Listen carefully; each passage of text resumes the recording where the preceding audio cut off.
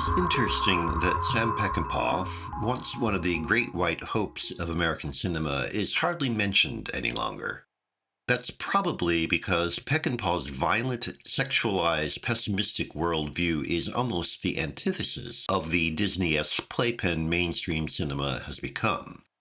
Even his mastery of action would be problematic today, since he never provides the sleek, cold jolts for jocks of contemporary Hollywood. Violence always has consequences in Peckinpah's films. Cross of Iron, one of Peckinpah's later films, centers on a platoon of German soldiers on the Eastern Front. Despite the slightly unusual of showing that the Germans' conditions were as grimy as anyone's, the film pretty much sticks to generic convention. The platoon includes a cross-section of soldierly types convincing enough as you watch, but offering little new or insightful. In fact, we probably know less about them than usual. That goes for the leader of the platoon, Steiner, James Coburn, as much as anyone. A battle-hardened veteran with mythic stature among those who know him, Steiner's major distinction is his unconcealed contempt for his officers. Steiner's chief antagonist is not the Soviets, but a new company commander, Captain Stronsky, Maximilian Schell. Stronsky's quest for the prestigious Iron Cross decoration gives the film its title. The scion of a Prussian aristocratic family, Stronsky embodies everything Steiner hates.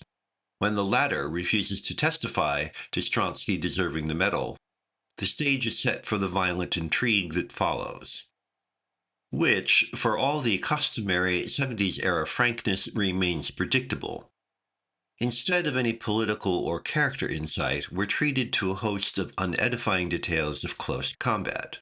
One character reeks of body odor because he deliberately doesn't wash. Another has a problem with flatulence. A tank rolls over the remains of a corpse that sinks even further into the mud. A soldier is castrated by a Russian woman during fellatio, presumably his punishment for being a Nazi.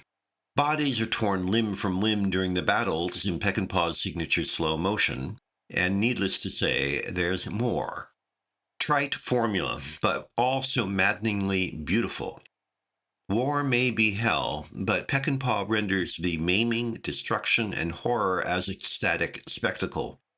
It's certainly no coincidence, for example, that my most vivid memory of the film before seeing it again was a shot of Steiner tossing a spent gun cartridge in slow motion.